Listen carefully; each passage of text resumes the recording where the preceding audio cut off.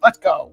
Good morning, my friends. It's your old pal PeaceLoveMusic with another episode of the Let's Go Good Morning Show, brought to you live by DeOrganized Media in partnership with our good friends over at BitcoinLive, Decentralized Broadcasting. It is Wednesday morning, hump day. Whoop, whoop. It is the 8th of January. We've got some great things going on in our ecosystem.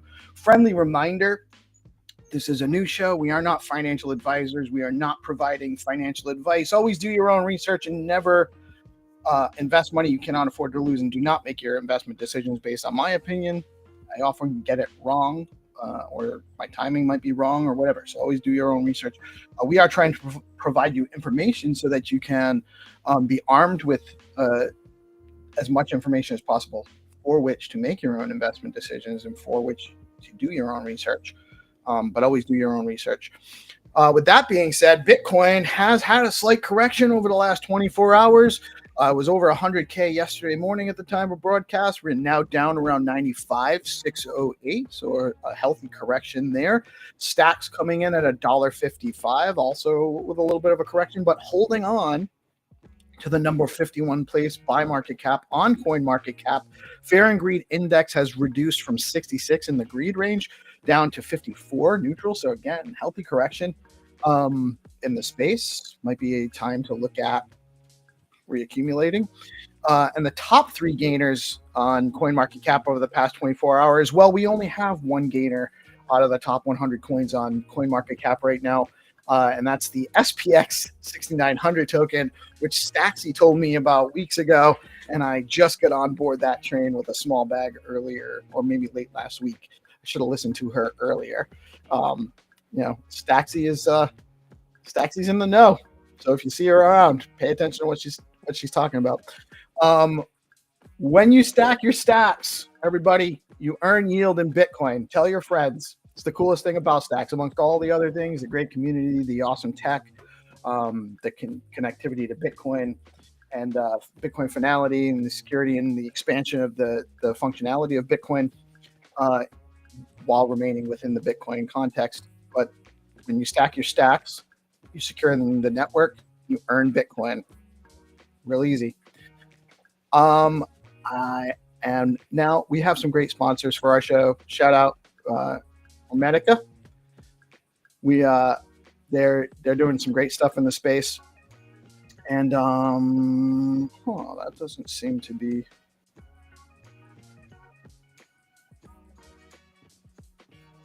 I think we're having an issue with screen share. Well, anyway, I'll tell you about it. And if you do need to, you can actually go right, the QR code right there will bring you right there. But my friends, if you're into Bitcoin and you're looking to earn some yield, you have to check out Hermetica. They've got USDH, a Bitcoin-backed stablecoin that's not just stable, but earns up to 25% yield. Head on over to hermetica.fi now, stake your USDH, and start earning immediately. It's that easy. Go check it out now at hermetica.fi. And again, that's too much to type. QR code right there will bring you right to Hermetica. You can get started with some Bitcoin-backed stablecoins and earning yield on them. What's better than that? Crypto leaders and Elon Musk back pro-Bitcoin Pierre Poilievre. I'm not sure if I'm pronouncing that properly. Someone correct me if you can phonetically. As Canada's prime minister frontrunner after Trudeau's resignation, Poilievre holds an 89% chance of winning per Polymarket. That's super bullish. He's been bullish on Bitcoin for a while. He's been a pro crypto advocate for a while. He also seems to be generally based in his opinions. South Korea plans to allow institutional crypto trading by gradually issuing real name accounts to corporations, starting with nonprofits. This is kind of bullish. South Korea planning to allow institutional crypto trading. But what are they issuing? Issuing like crypto licenses? So you're allowed to do it by the state? Somebody's missing the picture there. Bitcoin's hourly RSI drops, that's relative strength index, drops to its most oversold level since BTC hit 60K. Bitcoin's oversold right now. The price is down, but it's oversold. Not financial advice. Texas federal court orders Bitcoin investor to surrender crypto keys in a landmark tax fraud case involving $3.7 million in unreported BTC sales. Crypto doesn't mean you don't pay taxes, and it doesn't mean the state doesn't exist. And right now, our current system is violent, and so you have to be able to, you have to follow the rules. The rules are there. If you don't follow the rules, they're going to use them against you. So make sure you're handling things the best way you can. Robert Kiyosaki says he'll continue buying Bitcoin because it's on sale at the moment. It's on sale. Derive head of research, Derive is a company. Derive head of research, Dr. Sean Dawson says Ethereum price could hit a peak of $12,000 this year, fueled by Donald Trump's first year of presidency and the Petra upgrade over at Derive. I'm not sure why Petra is going to facilitate that specifically, but I am bullish on the Ethereum price personally. It's not my favorite token, but not unexposed. Bhutan's Gelaphu Mindfulness City, I'm not sure if I'm pronouncing that right, announces plans to adopt BTC, ETH, and BNB as part of its strategic reserves, making it one of the first special administrative regions in the world to hold digital assets in its strategic reserve. It's happening. Bitcoin, Bitfinex derivatives to move to El Salvador after securing the digital asset service provider license to operate in the country. I don't like this licensure thing, but it's probably what we're going to have to do, huh? BlackRock's IBIT bought 5,830 Bitcoin yesterday, worth $596.1 million yesterday. It's almost $1 billion yesterday, one entity, $500 million. With SBTC now live, let me actually fix this. With SBTC now live, don't miss the Surge 2 campaign on Alex. Rewards have been doubled to 2 million Alex for Surge liquidity providers. Some of the best yields on stacks for SBTC and meme coins will be found on Alex Surge. So be sure to check it out at app.alexlab.co/surge. You can also get there. This QR code right there. Another great sponsor of our show. Thank you so much, Alex, for helping us out with that. Great stuff that they're doing over there as well. I am super encouraged by the development of strong interaction and communication, or stronger interaction and communication between core entities at Stacks and community leaders, builders, and media creators. I believe this will help the Stacks ecosystem leverage the tremendous value in the platform and the community that's built up around it. Huge value in the community, and I think we're finally going to be able to leverage that better than we have been. Super bullish on Stacks. Speaking of bullish, the team over at AIBTC.dev has innovated again. Soon you will be able to launch your own AI DAO managed by your AI agents. That's crazy. I can't wait. I'm still not sure how. We do need people, but I don't know, man. How many people do we need? Maybe they're right. BTC Frontier Fund announced that they are looking to invest in SBTC startups. They are also opening a new cohort this year, which I believe is starting in April. But you can start reading about it more now. Also opening a new cohort this year, which will give builders using SBTC the possibility to apply for it. Check them out at btcfrontier.fund. Great stuff going on over there. Gary Reiger's gated.so is in alpha test phase right now. Go set your account up. It only costs 1 stacks to be early on gated and help a brother out. Really cool stuff Gary's building over there. Looking to get started as a developer with Stacks, head over to stacks.co/build/get-started. And then you can actually just go over to the stacks.co page, and the tab is over to the right. It says get started. And you can access developer tools, learn the basics, build a full app, and even find ways to get paid to build. Check that out. Some tools over there for people looking to onboard as builders in Stacks. Are you interested in helping builders and devs test out their projects on Stacks? We're building a tester QA community. DM me at PeaceLoveMusicG on X if you're interested, and we'll get you added to that group. Have you checked out Fact.fun? There are several new tokens currently in the bonding curve now. Head over to Fact.fun, check them out, play around, maybe even mint your own token. Who knows? Stacks Sip and Innovation Community. Friendly reminder, community call is every Friday at 11 a.m. Eastern Time with Hero Gamer and the Stacks org. Come learn about the latest developments on Stacks Chain and give us your input on what you would like to see built on Stacks. That is the news for the day, my friends, and I have some great guests here with us today. Let me just fix my stuff here. I have too many news items. It's really crazy how much we got going on here today. And really just shout out all our friends here as well. We've got good morning, Squid Fin. Good morning, Gary Reiger. How are you, man? Good morning, Kenny. Kenny's part of that DM group, that tester group as well, recently added. And good morning, Good Kitty, a.k.a. Melanie Karstens. And why is this not coming on? All right. Text wonky these days. And good morning, GPSC. How are you guys doing today? Yeah, good. Excited to finally get out here and on the morning show. I watch it every day, so nice to be on it. Thanks for having me. Thank you for coming on. Some people don't know this, but GK, you were our first guest actually on DeOrganized on our podcast, on our live stream podcast. You were the first guest, and it was actually you hadn't doxed and Hattie hadn't doxed, so it was me talking to avatars. And now we've finally come full circle. You're fully doxed. You look excellent today. I love the setup. Thank you.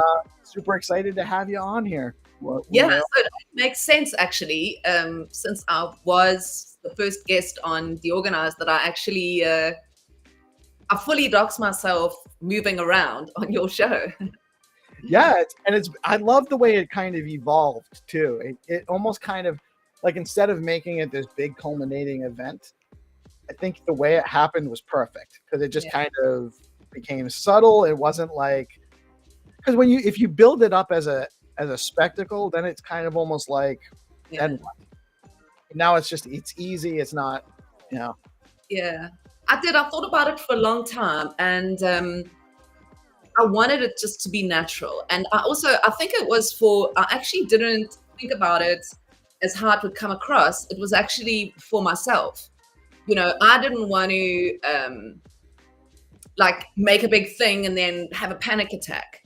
I wanted to sneak out. It's like when you want to leave a party early and you don't want anyone to see you go. That was me. I was just sneaking out. Yeah, no, I appreciate that. And it's, it is what it is. It's, you were saying earlier that you feel, I think you've evolved a little bit past the Good Kitty brand, you're just a little bit past it now. You're looking to expand into different things. And so I love the Good Kitty character, actually. I mean,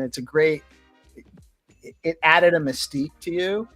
But I think that it served that purpose, and I think it's a good move. I like the doxing. I like the going with your real name, and I think I'm looking very much forward to the conversations you produce and the people you bring on and expose us to. Yeah. It is. It's a weird thing. But I'm glad I did it. I'm excited. And like you say, it was like, I feel like the Good Kitty brand, I used it it's almost like I was going to university with Good Kitty. I was learning without exposing myself. So it almost like I didn't feel bad asking silly questions, or I could be anything, But I feel like to take that brand a step further, and for people to take it seriously, and the kind of interviews that I want to do as well on the Bitcoin and Beyond show. I want those, I want kind of like, interesting, but also serious. And I don't think the Good Kitty show fitted that. So yeah. I get it. Like, it's the same thing. When we first started our show, we had created an intro, and it was cool. It was interesting. It had a bunch of, it was more degen oriented feeling, and it was really interesting. But I think as DeOrganized evolved, we had to kind of come up with something different, because it didn't really capture the spirit of what we were doing anymore, or it was too pointed. I don't think you realized. I mean, maybe you did. Maybe that's a question to you, is when you kind of imagined, when you came into the space as part of the D grants, and you were like, hey, I just want to write a couple of articles and help spread out the news. Did you even imagine that within a year it would be this? Not at all. Not at all. I was really just looking at it as something I could do to help. So when I first started getting involved in D grants, I was just looking for people that are building so that I could come in and help however I could, right?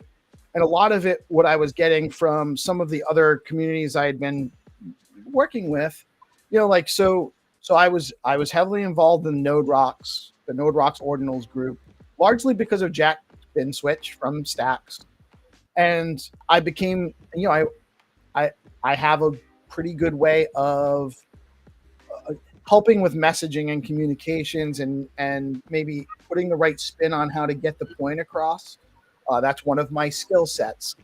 So I was looking to do that for the projects that are building in Stacks that I came across through the D grants process. I came into D grants because I saw the spaces happening, and so it was a cool place to go and get information as to what's going on in Stacks, who's in Stacks, what is being built.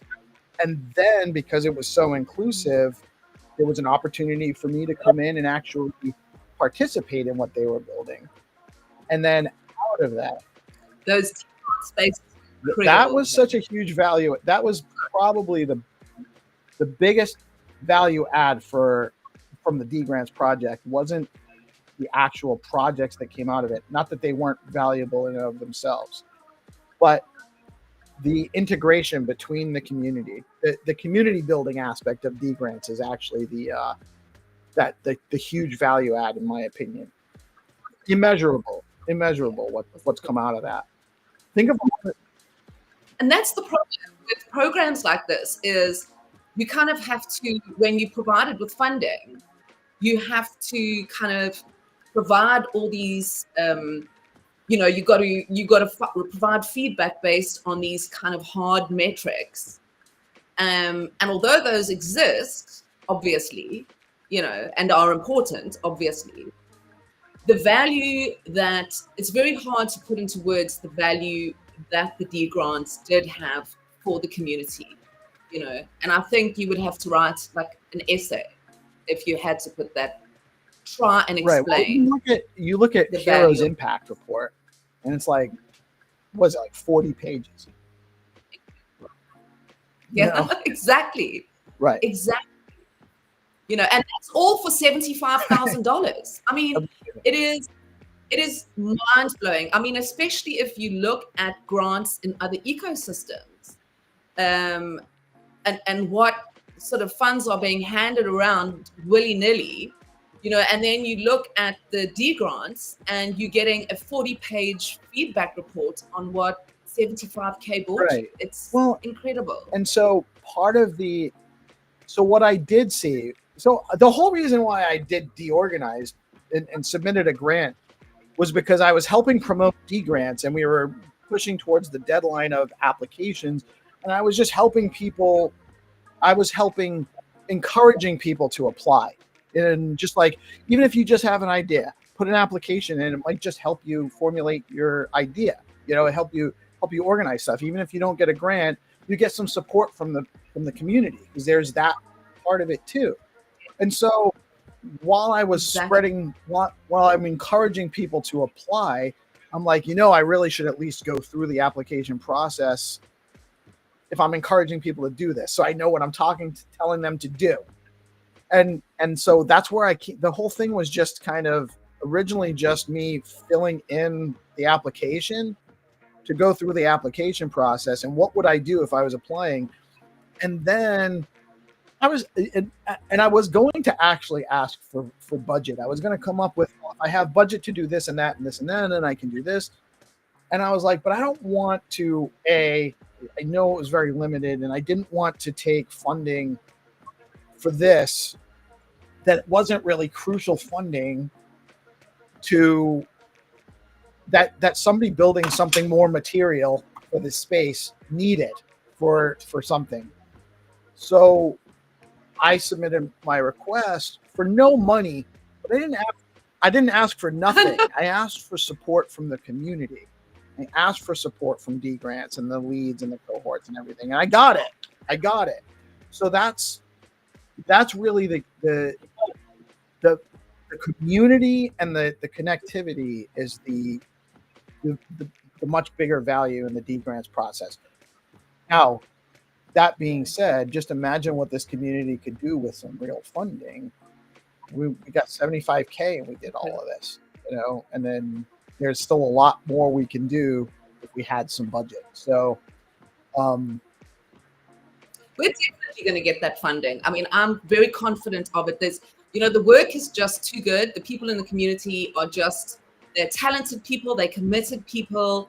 And I think, the first step, and I mean, we were talking about this earlier, is kind of figuring out some sort of governance for us to, and systems, re-centralized, decentralized, DeOrganized systems that kind of are still, taking a little bit of that, because you can't go from living in a centralized society and move directly into a decentralized society. That's like saying, okay, I've had some of those swimming wings on and I've run around with them. Okay, I'm going to take them off and dive into the deep end. We don't know yet how to swim, an Olympic-sized swimming pool. So I think once we figure out how to do that, and I think Stacks is intimate enough, smart enough, and visible enough for us to be able to come together with these incredible minds that we've all met on Stacks and build a program, test it out, and then create. We were also talking, very interesting about the network states that I've been looking at, because I'm obviously interviewing Electra and Grace tomorrow. But, looking at tokenization and time as tokenization rather than monetary tokenization, and reimagining economics and how we can live in an environment like that. So I think Stacks is honestly, when I read the network state and I look at the Stacks community, I feel like we're almost in phase one of Balaji's vision. I agree. And I think once we have established, because you have to have a test net, and this is the thing. This is why I also say jumping from centralized to decentralized. There's no test net in the middle, and you need that. So I think with us, we need to move forward, try and create a governance system where we can all communicate within that system, and then put together a time-based token to prove that we can use currency in a good way, and then move forward into building out, everything else that basically we want to build out, what we've been talking about. Anyway, sorry, I'm so passionate about this. As you me too. Hear. And I think so. I think what you put together with Stacks Link was was kind of a great first step and a good model. And I think that we can kind of expand off of that in a number of ways. But more than governance, I think we do need to kind of figure out how we can generate funding, how we can get funding. That's what I was going to say. Sorry to interrupt you, but you reminded me of, I was babbling on so much. That's exactly it. Once we've got a test net and we've proved that we are functioning and we can function with this time-based token where there's no greed, there's nothing. There's only, when you put a time-based token out, it's just commitment. You know, we were talking about this faucet this morning. And I think once we prove that, because it's very difficult also to get funding, because the minute you do get funding, you end up with people jumping in because they want the funding more than they want to commit. So it's complex, I guess. But yes, it's very complicated because the advent of the network state is actually the advent of the capacity to opt in and opt out of governance models. Right now, we don't have that. You're stuck. You're where you are. You're beholden to whatever happens geographically from a political standpoint, and you cannot opt out. Whatever the decisions are made at the top, it's top down and it's instigated ultimately down the barrel of a gun. If you do not comply and agree, the state will murder you. You know, if you resist hard enough, they will. They'll put you in jail. You don't do what they say, and if you resist that hard enough, they'll kill you. They will kill you. You know, so our current paradigm is predicated on the initiation of violent force, and so the network state gives us the capacity to organize beyond that. And one of the key factors is consent. The only way you can have consent is if you can actually withdraw your consent. Right now, you can't withdraw. You can't remove your consent. It doesn't matter whether you consent or not. You have to comply. Like, you know, this ruling in Texas about this guy's the state's telling him he has to hand over his private keys for $3.7 million worth of Bitcoin. Now, if you have $3.7 million worth of Bitcoin sales, you should, if you have that kind of resources, don't be dumb. We are living in this society.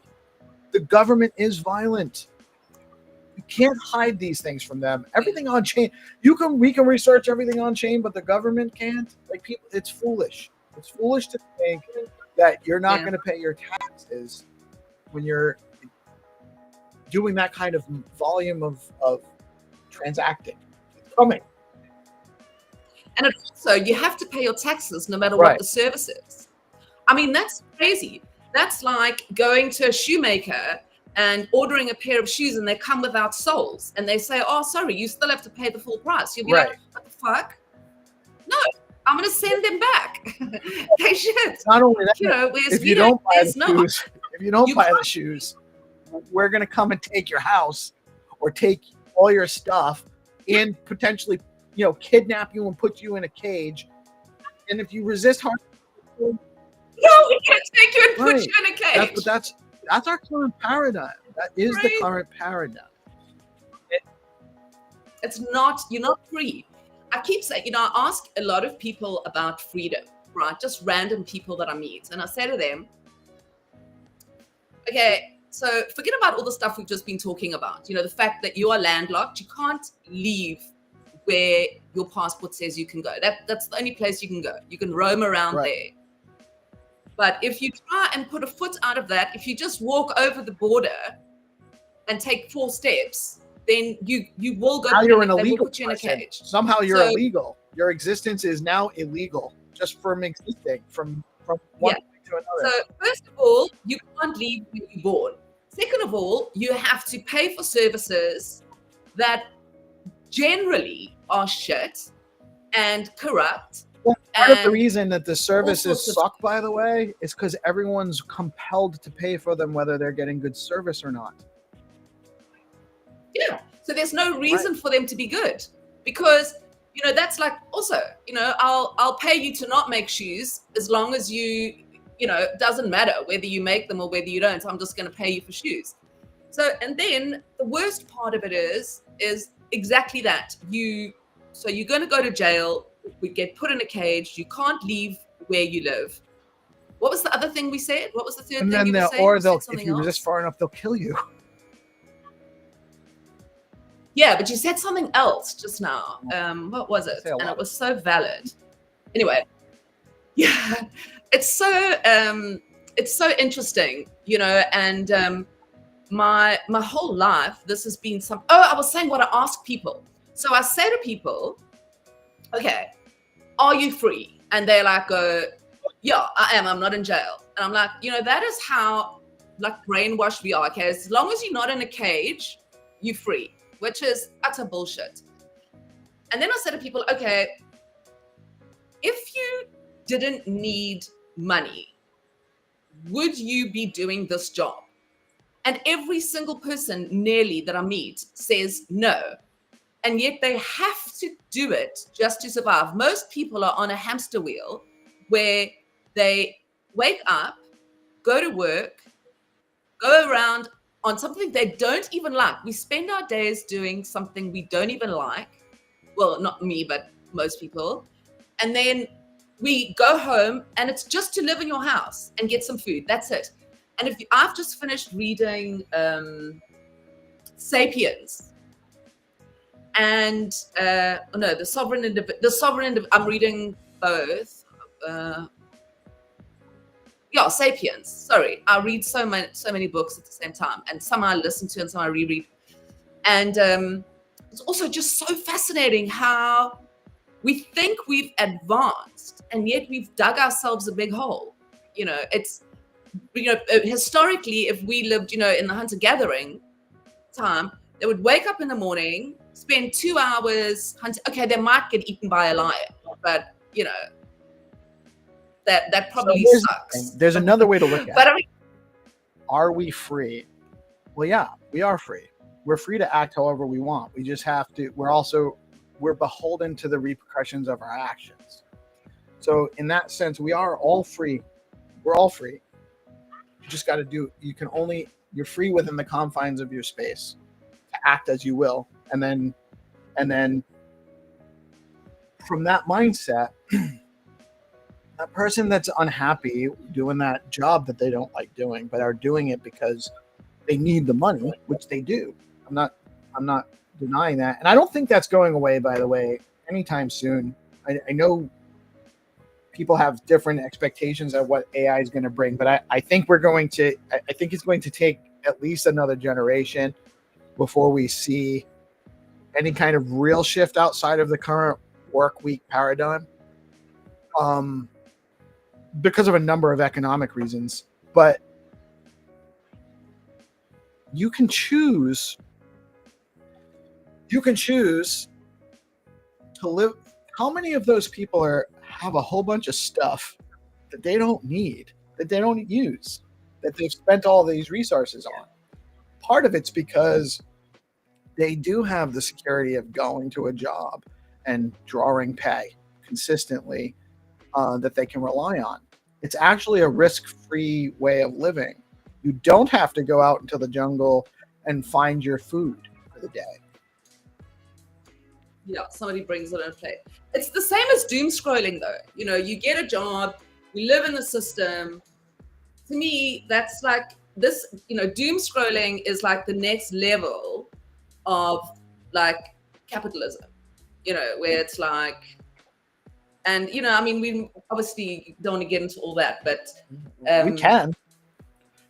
yeah, I'm a huge fan of capitalism from a fundamental standpoint of capitalism representing free market exchange.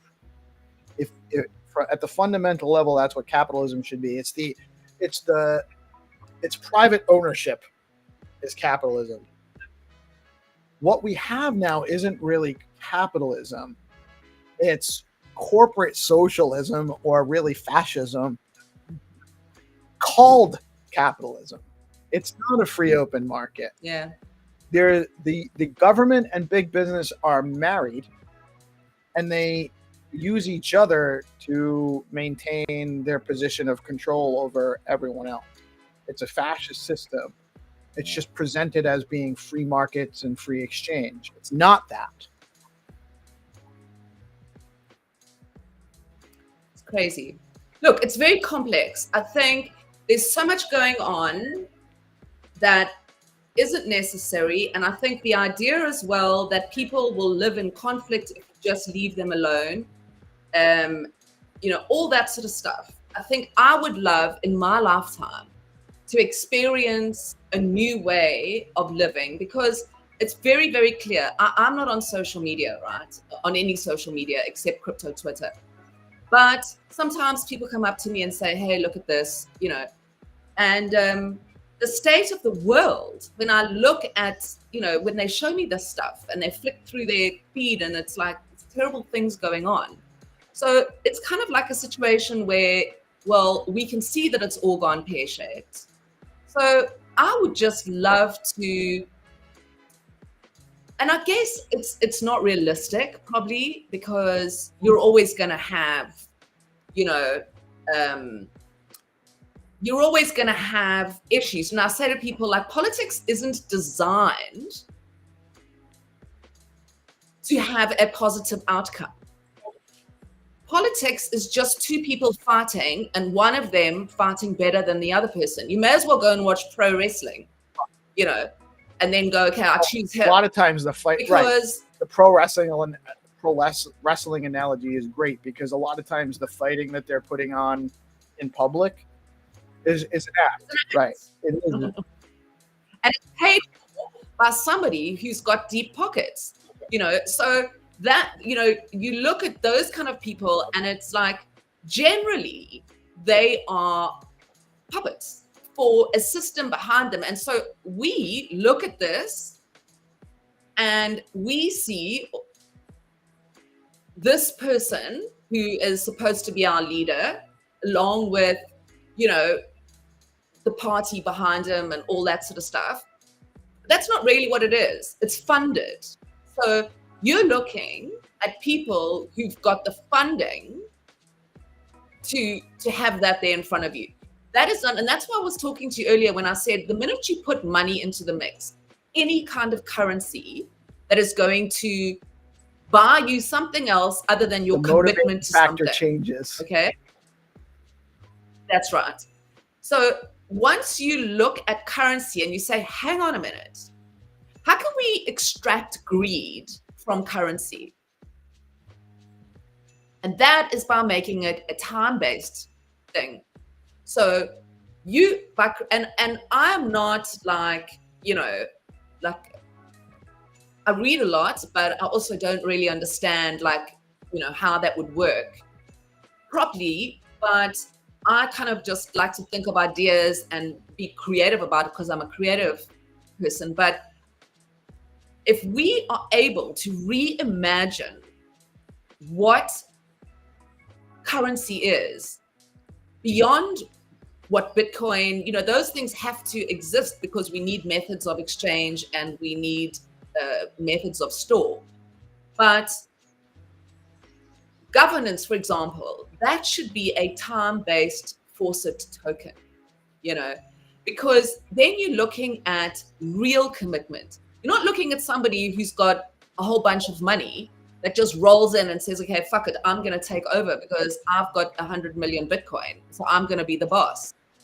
That doesn't make sense, and I don't think that's the ideology of Bitcoin. I think that it needs to be two separate things, when it comes to governance. Doesn't matter what you spend. Doesn't matter if you want to buy 10 ships and a helicopter, and a whole bunch of shoes without a sole. I had actually come up with what I was trying to promote as a governance model for Node Rocks a while back. It's a community. So the Node Rocks was an ordinals project where the founder rugged, and basically the community took over the project. And we were going to do all sorts. We were going to have this artist thing, and we were going to do all these things. And they're still doing some stuff as a group. But I was really intrigued more about trying to figure out how to create I wanted to create a label where, we were calling it the foundation. We would have multiple ways of governing the body, where there was this voluntary group of established people that held us. You had to hold a certain number of Node Rocks to be a member of this committee or foundation or group or whatever. And this would be like the board that makes decisions. And then they could appoint people into various committees that, oh, you guys are developing a game, we're going to oversee that. You guys want to do some music stuff, we're going to oversee that.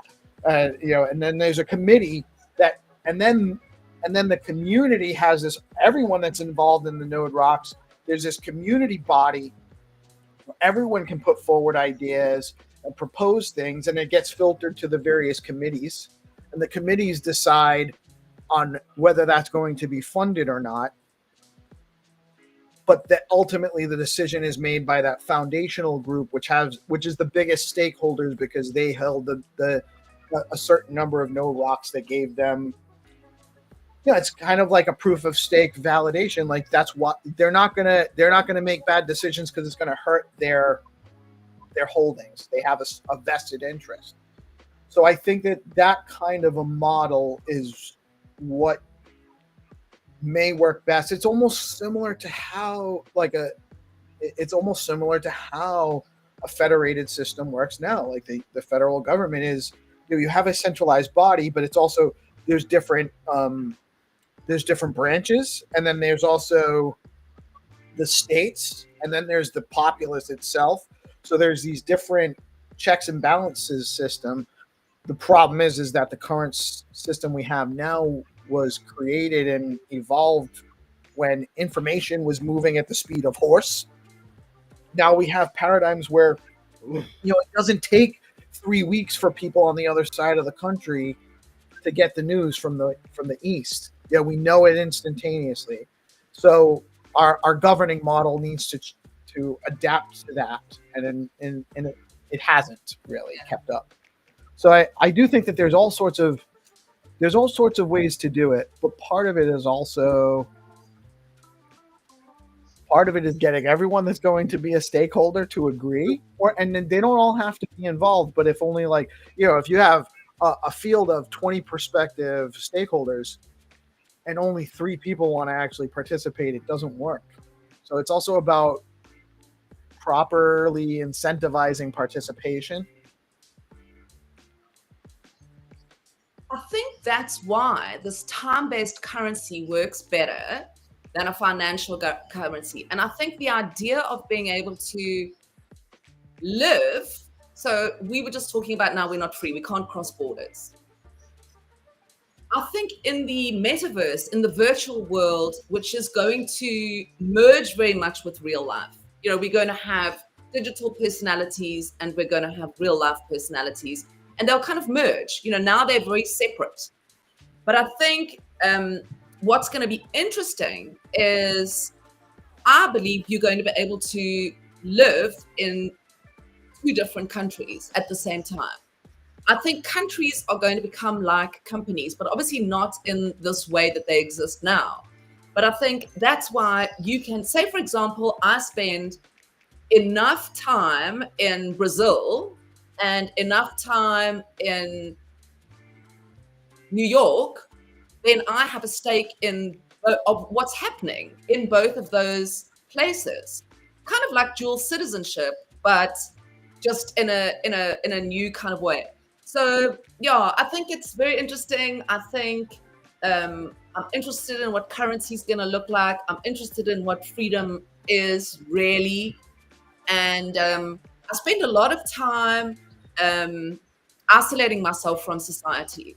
So I've done it twice, where I spend a year totally isolated from any media source, going out, going to malls, anything like that. I just stay at home.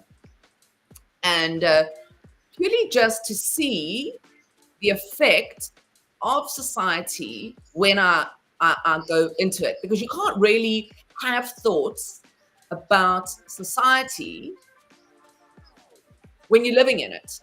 You know what I mean? It's like boiling a frog slowly. You have different perspective. Yeah, it's like boiling a frog slowly. It's happening, and you're just getting fucked, and you don't even know you're getting fucked. So I do that, and when I do it, and then I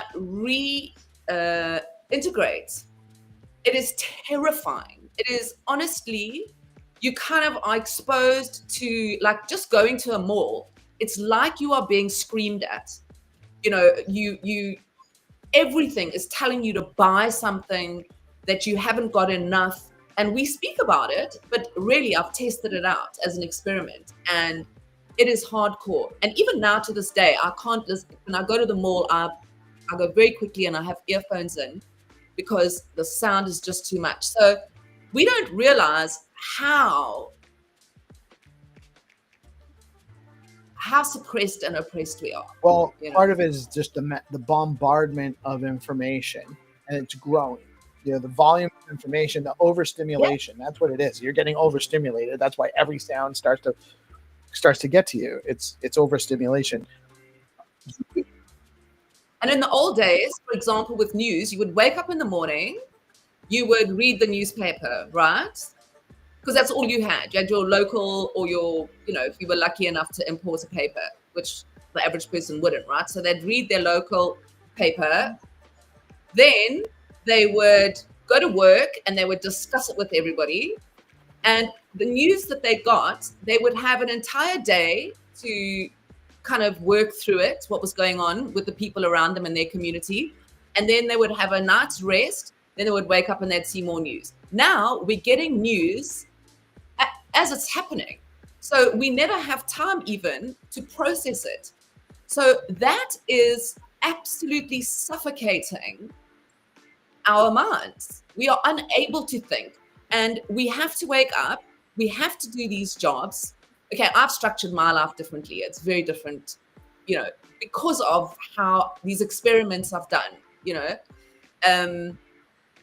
but pretty much that's what happens. Wake up, you go on the cycle, you come home, you've been bombarded with social media news all day, you've been doom scrolling all night. I mean, how can you even exist as your true self?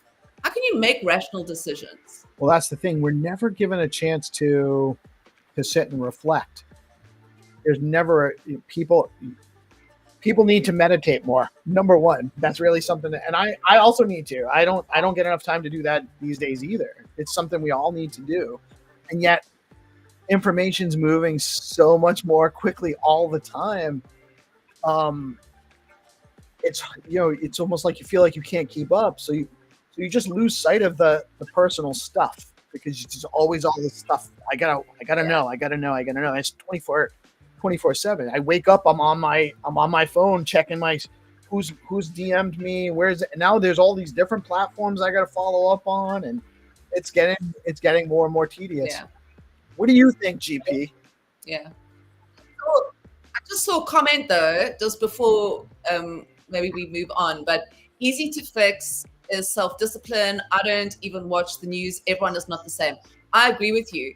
I just wanted to say that I do agree with you. Everyone isn't the same, but a lot of people don't have the privilege that you have to kind of to do that. And unfortunately, obviously, you can never generalize across the board for every single person. But you can say, if you kind of look at the whole, that's the sort of feedback that you're going to get. And that needs to be fixed. We all understand that society needs to be better for us to live a more, or for the average person to live a more fulfilled life. So I definitely agree with that. It's a very good point. That is Nobody Famous, by the way, GK. She's a very integral part of the Bitcoin Pepe community, super talented, and a really awesome human being. Nobody. Yeah.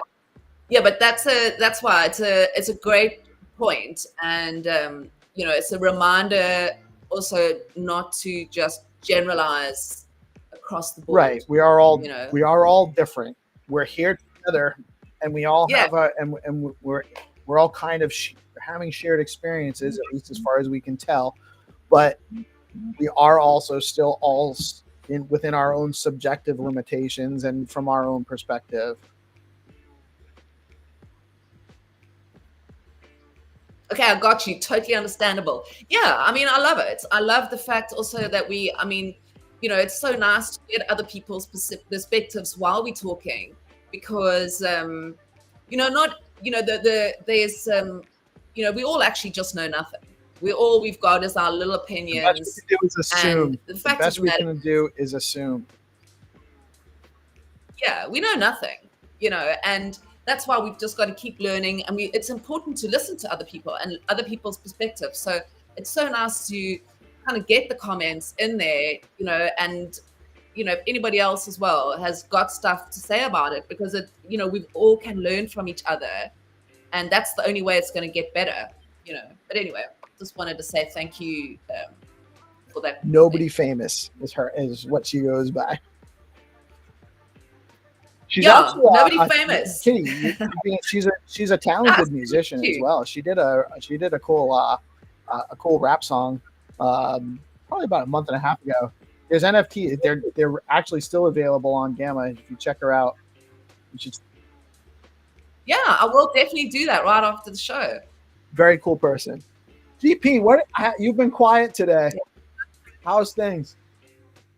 I'm also inspired. You guys just kind of sitting back and like listening to you guys talk about these topics is like helped me kind of think about what do we do to fix this? Do we decentralize everything, or do we do we make AI DAOs and then let them run the show? Like what do we do? How do we fix it? So I've been kind of just sitting back and like observing and listening to you guys talk. I think you guys have made some valid points, and yeah, just kind of glad to be here. I'm glad that my computer is actually allowing me to talk right now, because this is great. We get nice and clear. Every day we get. Yeah, dude, I don't know what to do with myself. That's all we can do. All we can do is just keep chipping away, right? Now we have Good Kitty, and she's Docs, and now we have she makes more us to talk about with Good Kitty. We have another in the mix, right? Yeah, right on, man. Right on. What do you got cooking today? So I will be talking with Reese and 300, and then I'll be talking to Doc later. Kind of putting some feelers out there. I have an idea that I want to run past them and see if there's something that we could make shake. We're all artists in this space, so put some feelers out there. You, Reese, and Hannah together is, I'm sure, something fire is going to come out of that combination. What are you thinking? Well, you want to? Yeah, dude. Really excited to get to talk to you guys. I'm gonna keep my lips tight right now about what the idea is until I put some fillers out a little bit more, because we've been late December last year, and then just timed very well, and now we have good timing to do it, right? So yeah, I'm just really looking forward to seeing what those guys think of my idea. Super talent. Yeah, and nobody famous. I love you, but you're not going to tell me who I can shout out on my show. But yeah, it's kind of uncanny how similar Reese and GPSC look visually. Weird.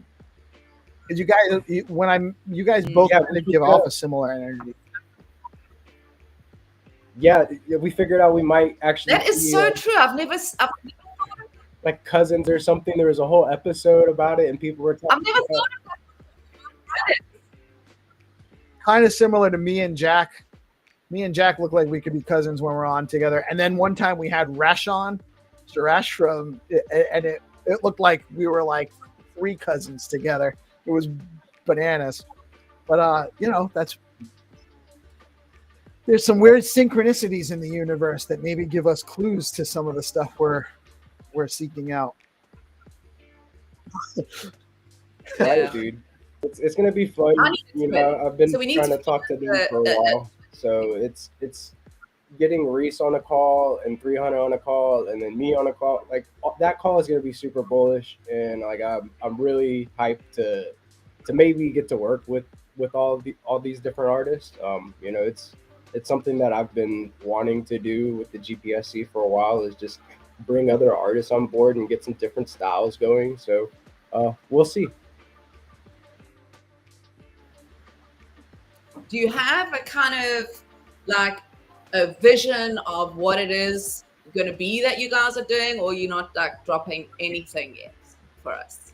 So what I want to do is, so I've been building a comic with stuff within, like, things that are happening within the STX ecosystem. So that's what I want to do, is kind of get their insights, see if they, that's my tidbit of like direction for you. Is like it has something to do with the lore of the Gigaverse and what's going on in the Stacks ecosystem. That's so cool.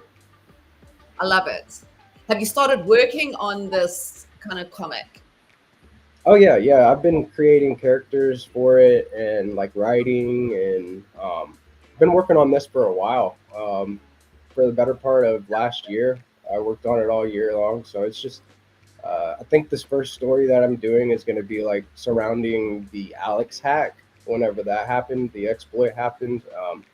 Created a couple different characters to represent different entities from Stacks, and different things. People that speculated that it was like the Lazarus group. I've got a character representing the Lazarus group, and Is that it's really fun. It's been awesome to kind of Korea, right? yeah. That's the hacker group from North Korea. So it's really cool to get to express myself, kind of story tell a little bit about great. what's going on. I think that's such a great idea, like bringing the ecosystem and what's going on in it to life in a comic. I think that is like the coolest idea ever. Yeah, DP's very talented. He's I've been familiar with that. It'll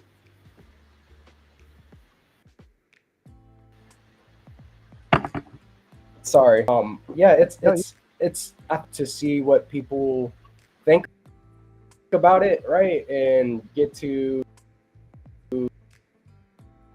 get educated on what's going on in the stack way. Like it's like lore telling for, so just making it like more palpable and interesting to read and learn about. You can read through that whole comic episode or series, and then at the end of it be like, this episode was inspired by this Stacks, and then you can give some like links and little links to post and different information surrounding that event, so it's cool. It's like my idea. It's almost like telling the story. Imagine like, historically it started with, people sent, they told their tribe's story through song, and then eventually through writing history books and whatever. But there's nobody at the moment, and that's why I'm so obsessed about bringing creativity to blockchain, because artists are going to write the story. It is, you're going to have people building it, you're going to have people using it, and you're going to have people recording what happened, creating the history. And that comes from music, it comes from art, and it comes from writing, it comes from the creative art, photographers. And it's such a great idea, because I don't see that actually anywhere, like people recording the history of the chain and the people that were there in a fun, cool way to read, not like a big chunk of a book that puts a lot of people off. So I love that. Kitty, I don't know if you know this. Yeah, that's well. I want to remind GP lost his GP got banned from X. His main account got banned like a week and a half ago. So he's new account. He's trying to grow now. So anyone that's watching, if you had followed GPSC or you have never followed him, you need to follow his new account. It's at GPSC _BTC. QR code right here will also take you there. Give the bro a follow. He's a tremendous asset to our community, both within DeOrganized and just the broader Stacks ecosystem. And we need this guy to get his follower account back because he does a lot of pushing and helping out with all of the projects in the space. So give him a follow. Thanks for the support. I wanted to really ask you another appreciate it. question, please. Sorry. Go ahead, Kim. Go ahead. Yeah. I'm so sorry. I just have one question. It pops into my head. When you said the news this morning, you said something. The first piece of news you gave. What about stacking stacks? Or there's a lot of news items. So, I know. It's just and a lot sudden of now it's times gone out it's of my all head. just And you off the said cuff. I have just a kind of spit out right. opinions about the stuff, but it was so I talked about when you stack your stacks, which is I do every day now. The first actual news item had to do with the Canadian Prime Minister being pro Bitcoin and generally based. South Korea allowing institutional crypto trading, gradually issuing real name accounts. So like kind of having to be licensed in order to engage in crypto. That might have been one of them. It just went totally as I started speaking, and then That's how I live. the thought went away. So yeah, it's like I don't know. I get like probably ADHD or something. It's just like boom. Okay, my head popped into my head.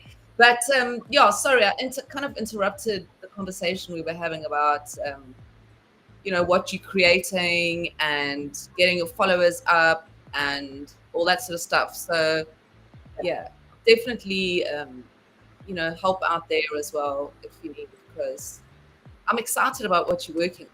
And I mean, adding in Reese and like you say, 300. Are you going to build a metaverse and we can step into the metaverse and relive history? I know I haven't talked to him about it in a while, but we should get. I know Hattie's got the Art Unchained friends over there, Unchained Ninja, and all the guys in there, and they're also related to Nifty Island, and they're doing some metaverse stuff. I gotta check in with Hattie. I haven't chatted with him in a little while about some of that stuff, but maybe there's a GP, maybe there's a Gigaverse metaverse. Sure. Yeah. You got to bring that Gigaverse to life. That'd be awesome. Yeah, I think I want to step into it. I don't want to like have an avatar and then like walk around and then learn about the things in stacks. Like you have like a stacking DAO section in the metaverse. You've got like Velar and Zest protocols where you can actually go and then like see like the machines like maybe stacking tokens and then like generating BTC. Some like I could see it like going to these little functions in the metaverse and kind of seeing like how the mechanics work in a visual representation. It'd be fun. It'd be cool. And then like give people a place to like conversate about it and yeah, like decentralized land on stacks. That'd be really cool. That's a great idea. Yeah. Yeah. Yeah, man, we need to. It's kind of like I imagine the early metaverse, because obviously I've got land in the sandbox, and it's like so like it's like so basic, like these little like it's like Roblox basically. So I imagine this like we're all little Roblox avatars, and then we're like ding ding ding ding pressing on our stacking down, we got to go and get our Bitcoin rewards, and they're like come out bing bing bing, and we take them. Oh my word, that's hilarious. But yeah, come on, Yeah, Giga Pepe. This is time for you to build the Gigaverse. It's just a Yes, matter let's of build the Gigaverse and like make it the metaverse. Yes. it's just a matter of developing a place for people to have more experiences and more meaningful experiences. That's really what everyone's after, is meaningful experiences. Exactly. This has been an awesome conversation, and I could talk to both of you forever. but I actually have some stuff I got to get into before some other stuff I have to get into. So, thank you all so much. I'm going to give you both. I'm going to give you both a chance to give us a final word. Kitty, I know we got your show tomorrow, so guys, tune in at noon. She's got Electra and Grace from. Well, Electra's from. It's focusing on the network state because that's what she's in right now. But they have was it Digital Playhouse? I forget. Grace.